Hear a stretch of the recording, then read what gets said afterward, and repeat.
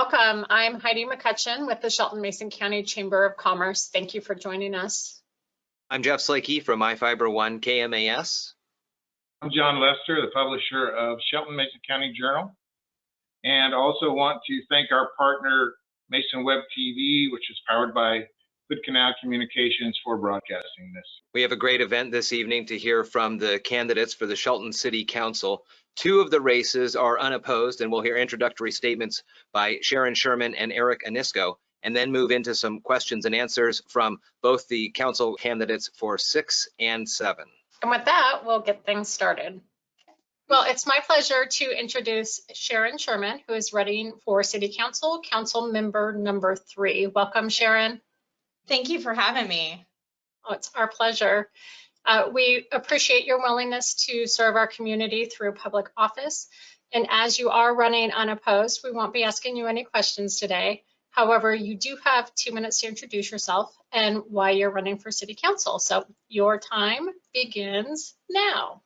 Thank you so much for having me. I am so excited to represent our community. My family is 5 generations deep here, including myself, my husband, and our children.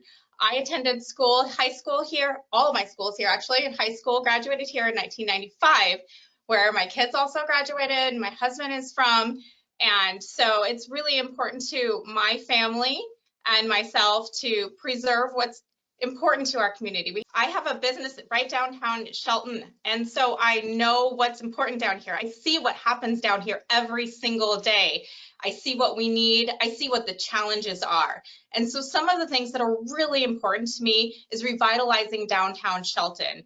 And with revitalizing, obviously want to bring in new business. But with that being said, what we also need to do is make sure that downtown is a very safe community.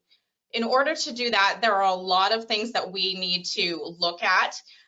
Some of them are just as simple as what to do in inclement weather for pedestrians. And another thing is obviously safety for people downtown, and how do we go about making sure that people are safe in downtown Shelton. And those are the things that are really important to me, and those are just some of the things that I will be focusing on. I'm also very involved in cleanup of our community. I have a group where we clean up the community, and that's been important to me for a really long time. So I just wanted to tell you a little bit about me. I'm really excited to be part of this community and part of the City Council to help revitalize and bring us forward to the next step. Thank you, Sharon. We appreciate your time and that you are willing to share your views with the citizens of Shelton. And this concludes our forum for City of Shelton Council Member number 3.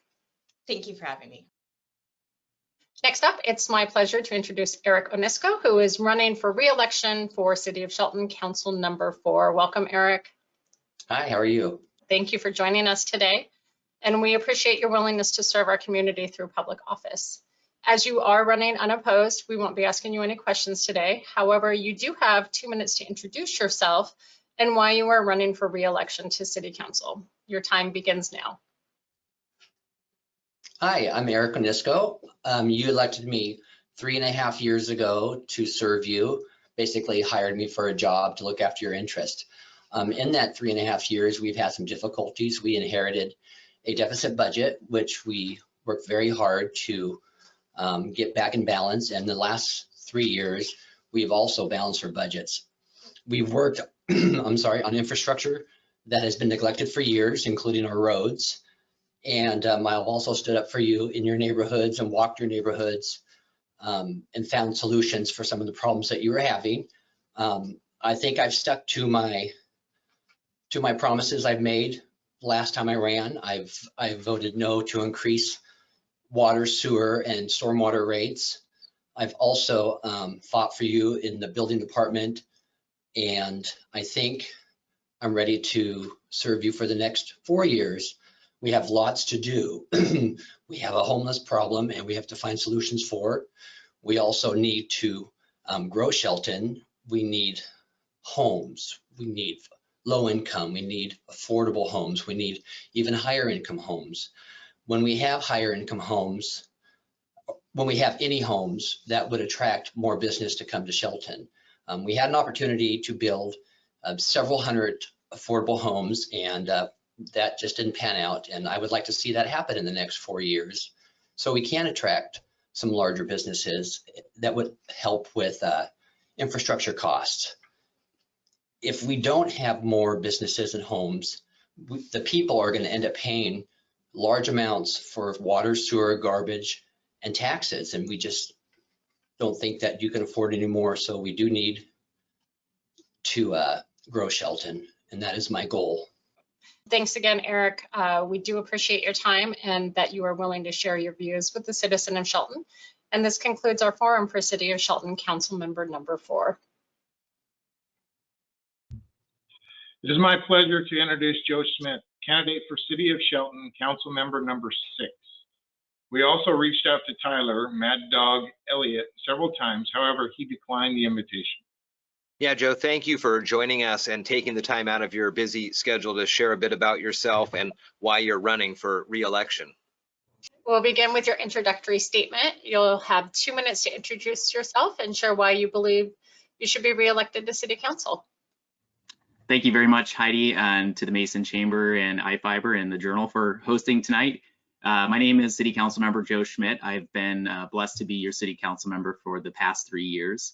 I'm asking for your vote so I can return in January to continue to work hard for you. My priority for the last 3 years has been to build an accountable city that is led by a professional leadership team that guides and mentors a high quality, efficient, and effective city workforce. I can speak confidently today that the city, albeit not perfect, is in far better shape than it was 3 years ago. My family and I have lived here since 2008. We planted our roots here for a reason. We love this small town. We love being outdoors. Following active duty military service, I was hired by the state of Washington, where I've been employed for about the last 14 years. I currently serve as the chair of the Mason County Emergency Communications Center 911 Governance Board, the vice chair of the Mason County Economic Development Council, and also the treasurer of the Shelton Family YMCA Advisory Board. I'm a proven leader with a lot of compassion. I know how to work hard and put the needs of others ahead of myself, and I hope to garner your support. Thank you very much. Thank you, Joe. We'll now move into the questions that we've prepared for you. Thank you. Joe, we have 4 questions for you. You will have 90 seconds to answer each of them. The first question is, considering the Boise decision that says municipalities may not criminalize homeless by sleeping outdoors unless beds are available, what solutions should you be prioritized? If these solutions need to be funded, where do you fund it? All right. Well, the challenge with housing and homelessness is a nationwide challenge. We're not unlike any other city in the country or the state of Washington to be experiencing this, and it's a very, very difficult thing to solve at this point. I think taking some steps to work around or work with the Boise decision, and first and foremost, is we have to find a place for people to go, and we have to have a place with the right supportive services to help people solve their problems. Remember, the majority of people sleeping on the streets at night and unsheltered are people who are suffering from mental health, substance abuse, and there are folks that just simply have fallen on bad times and need a hand up. Our chronic homelessness issues are usually people who, again, struggle from mental health and substance abuse issues. And I think the city's role in this is to coordinate resources. We have several nonprofit organizations that have access to a considerable amount of resources in our community. We need to connect those resources, and the city needs to support that. The other thing the city should look at doing and consider doing is mitigating the process whenever we can. So whether that's finding innovative ways to bring in housing or using city property for mitigative purposes, I think that's where we're at. Where the funding should come from within the existing city resources. And outside of that, whenever we can gain resources from the legislature or the federal government, we should leverage that as well. Thank you, Joe. Please tell us, how effective is city staff administration at implementing the goals that the council has set forth? what do you see as some of the greatest successes and failures? City staff have been incredibly effective at accomplishing the city goals. Like I said, in the last 3 years, we've made significant strides in overall operations and longer-term planning at the city. We have professional staff at the helm, and I'm very appreciative and proud of their work thus far. Some of our greatest successes has been, just basic process improvements at the city, undergoing lean methodologies, implementing lean methodologies to streamline permitting processes and things like that. I know that's been a considerable challenge over the past several years. Modernizing our services so we can pay bills online.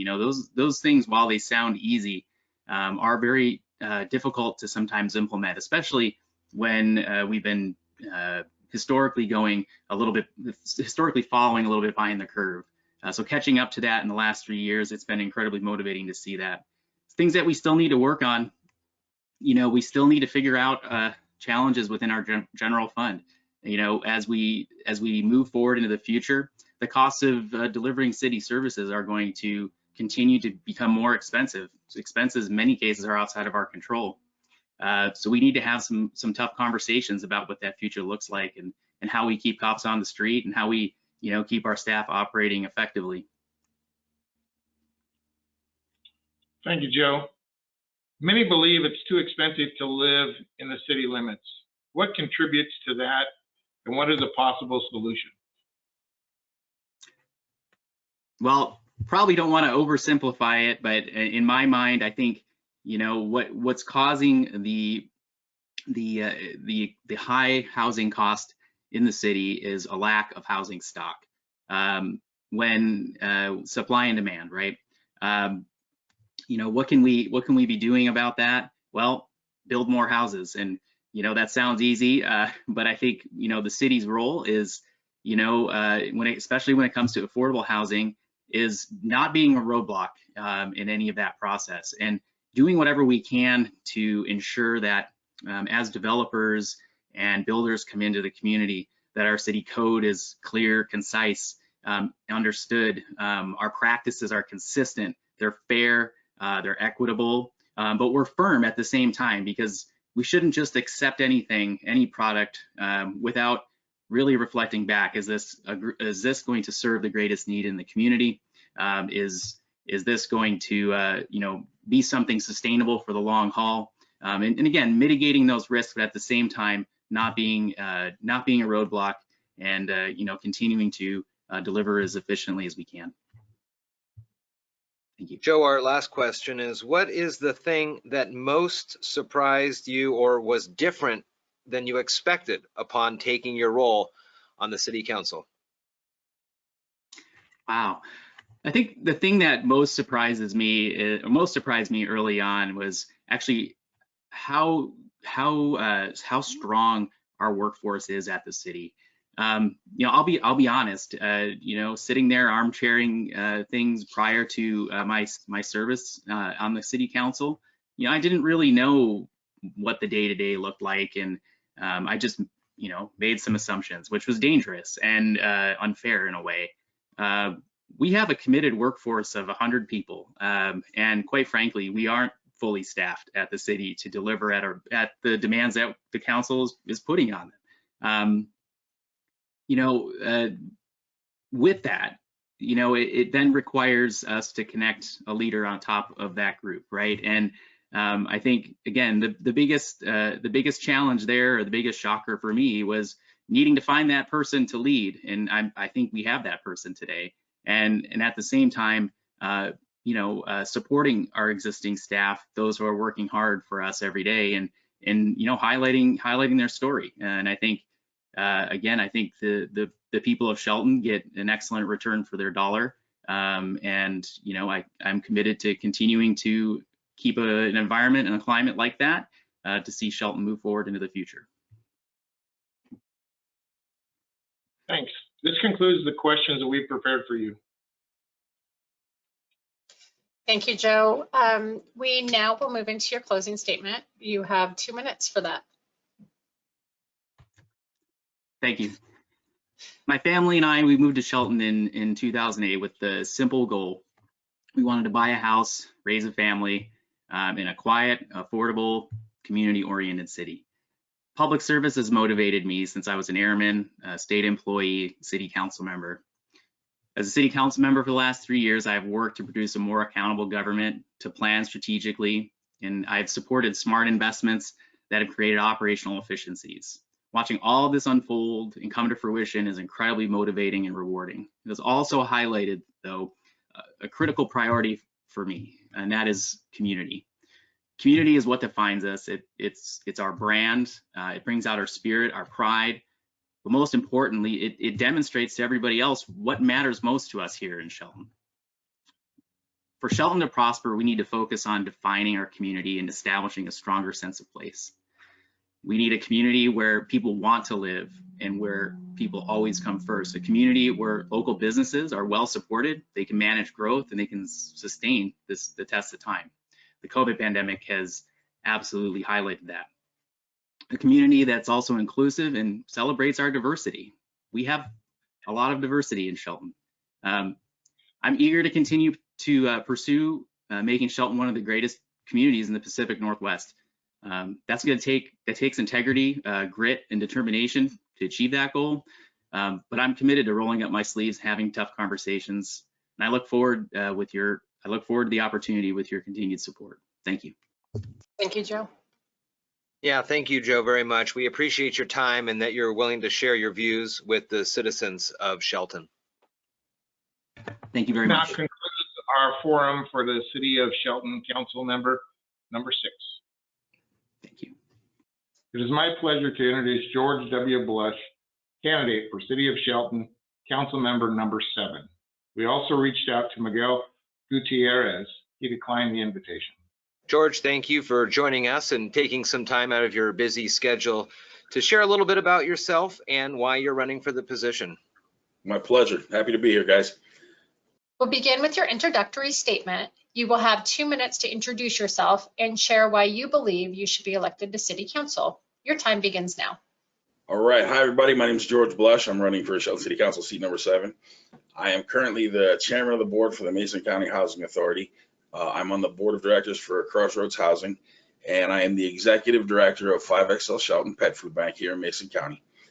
I believe some of the issues we have here, I've been involved with all along. We have some homeless issues and that sort of thing, and I'm here to help. I'm here to work. I've been working in the community, helping with the animals, helping with the people. My family and I also run Nita's Coffee Shop downtown. So I get a front row seat to a lot of the different things that go on here in our community. Some of the things that I saw are wonderful. I mean, we have a beautiful town. We have fantastic events that go on down there. It's a beautiful place when we all come together. And it can really be a wonderful place to live. But then at night, it's different. We have different people that come out, and it's not so friendly anymore. And they leave messes and things like that all over the place. They steal things, they break things. And it woke me up. It made me say, hey, you know what? This isn't right anymore. I think we've all seen some things behind our buildings and in our alleys that we don't want to see. If you come downtown, you walk by the clock tower any, regular day, and it's pretty bad. They clean it up for the farmer's market, and it looks good for them. And, and then it's fun again, being downtown, it's a great place. And I want to see it look like that again. I want to see downtown look good. I want to see uptown. I want to see the businesses full again. I want to see people doing things and being involved in the community. And it's important to be involved in the community. And that's really why I'm doing this. Thanks, guys. Great. Thank you, George. We'll now move into the questions that we have prepared for you. All right. Sounds good. George, we have 4 questions for you. You will have 90 seconds to answer each.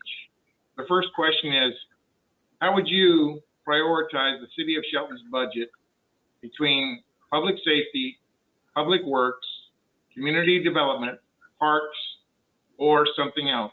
Where should the greatest allocation be and why? Law enforcement, I believe, because right now we have a mess and we need to get some people out here that can fix it. We've got a lot of different issues that have come down from the state that have created different problems for our officers, and the officers that we do have are frustrated. So we in the city need to find a way to get them back working the way they need to be, so that we can have less problems in our parks, less problems with our streets, and then we can get back to focusing on that. And currently, people don't want to come downtown. People don't want to visit. So, if we have a pretty park that's full of, people camping out and doing drugs, that's not doing us any good. So I think we need to prioritize with law enforcement, getting it cleaned up and getting things the way they're supposed to be. I don't think we need to cut anything. I think we're at a good point, but I believe right now that we have a budget surplus that we could put some more money into getting some officers out here that can, work with things. We also, I believe, need to get some sort of ambassador program going to work with the homeless people. We had a shooting yesterday, and if we had someone out there in the street that was dealing with the population out there, we would have found that guy in no time flat. But because we didn't, now we're working on it.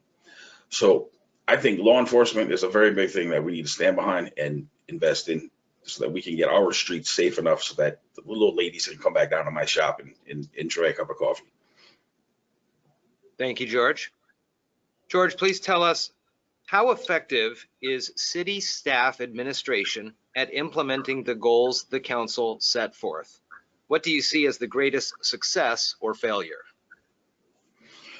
I don't believe that there's been a lot of input from the council as far as some of the directions that they've gone. I believe they just kind of had things presented to them that, we need to get this done. Oh, we need to get that done. I think when I personally want to be a little bit more involved, I want to know, okay, this is the problem that we have and why is it here? And how do we, what's the root of the problem? How do we get back to fixing it? Everything you look at, there's a process. I've learned this in the government working for the housing authority, is that you have to look at everything that's going on and you have to figure out where all the problems are, figure out who's dropping the ball in what area. And then we work together and get them back to where they need to be so that everything is running smoothly. Right now, it's not. Everything you look at, there's a mess everywhere, and so we need to get them all together, get them on the same page, and then we can make things happen. But by just having them bring us issues as they come up, that seems to me more like we're like just putting out fires as opposed to going out and looking at how we can stop the issues from coming up. Thank you, George. Can you please, many people believe it is too expensive to live in the city limits. What contributes to that, and what is a possible solution? We're in a sort of a city here, not a big city, but a city, and we're a bedroom community to a lot of different things. So the cost of housing right now is going up. I personally, compared to a lot of other cities, I don't think it's that expensive to live here, and I think that's the draw that's bringing a lot of people here. There's talk about raising taxes and all that sort of thing. I think we're right where we need to be as far as that goes. If we have a surplus from last year, we're right where we need to be. So I think this is actually, I left New York City, and in New York City, I was paying $1,800 a month. This was 12 years ago for a place. I didn't have a place to park. I had a 3-bedroom apartment. And here, my mortgage isn't anywhere near that. And, and the cost of living here, as soon as you move out of here, you understand how good you have it, I guess is what it is. There's a lot, the people that have been here a long time, yeah, the costs have started to go up. And, there's things we can do to work to bring those costs back down. But that goes back to, like I said, starting at the top and solving some of the problems that we have. And then we can hopefully bring costs back down. But right now, I don't think that the cost of living is that bad here personally. So. George, our last question is, given the chance, what one immediate action would you take and why? I'm going to step forward and I want to help implement anything that's going to help our police clean up our community. I've had enough needles. I've had enough garbage. I've had enough, all of it.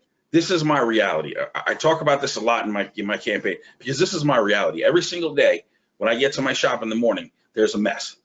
I get to drive past it. There's somebody sleeping here, somebody doing this there, and there's nothing that can be done. And I have no problem with homelessness. You know what? People are going to have hard times. That's fine. And I understand that. But when people are actively using drugs, high, breaking things, stealing things in our community, this is a problem. And this is something that I want to immediately get after. There's no excuse for this. There's no reason it should be this way. We're citizens of the greatest country in the world. We live in a beautiful place. We need to keep it beautiful, and we need to get it cleaned up and get it back the way it should be. Thank you. This concludes the questions we prepared for you, George. Thank you. Thanks for your answer to those questions, George. We'll now move into your closing statement, so you have 2 minutes for that. All right. Well, as I've said, I'm passionate about a lot of things that are going on here in our community. I love it here. I work with so many different organizations. I've helped with so many different causes, because I love it here. I've been offered jobs to go other places and do different things. And this is home for me now. I've been here for almost 10 years, and this is my favorite place. Living in New York City growing up, you get to see a lot of things, and it's a lot of fun there when you're young and everything's moving. Then you grow up and you have a family, and then you come and you find a place like this where your neighbors are all so cool. They come over, and if they get too many oysters, they come out, hey, you need some oysters, that sort of thing. Nothing like that happened when I grew up in New York. Everybody was angry. Everybody's, fighting and blowing a horn at everyone and all that sort of thing. Traffic. This is such a beautiful place. My kids ride their bike around down here, don't have any problems. I let them walk to the little shops around Nita's, and we're down there all day long. All the different shop owners know them, and if they order food, my kids will run it down to them and that sort of thing. And this is the perfect little Mayberry town, and I like it that way. And there's just some things that we need to get fixed. They're not, some of them are going to, require a lot of work. Some of them just need some tweaking. And I think if we sit down with all the staff in the beginning and say, hey, look, this is our expectations, and this is what we'd like to see done, that maybe they'll have something to aspire to, and then we can work with everyone, and we can get this place back the way it needs to be. And if not, then, we can always figure out what we need to do from there. But I want to go in, I want to try and help find out what everyone's barriers are that are keeping them from getting, this city looking the way we want it to. And let's help fight them, fight those barriers and get those things knocked down and get things moving. Thank you so much. And I appreciate you guys after all the little hiccups we had here, taking the time and bringing me down. And thank you so much for everything. Thank you, George. Yeah, thank you, George. We appreciate your time and your willingness to share your views with the citizens of Shelton. This now concludes our forum for the City of Shelton Council Member number 7. Just want to thank all of you citizens out there for taking the time to watch and listen to what the candidates believe and are helping to move towards our future here in Shelton. So thank you. We also want to thank the candidates who joined us here today, both with their statements, Sharon Schirman and Eric Onisko, as well as George Blush and Joe Schmit. Would be remiss to not thank all of today's partners. So the Chamber was happy to work with iFiber One News Radio, Shelton Mason County Journal, and MasonWebTV.com, which is powered by HCC. So thank you again, everyone. We wish you a great day.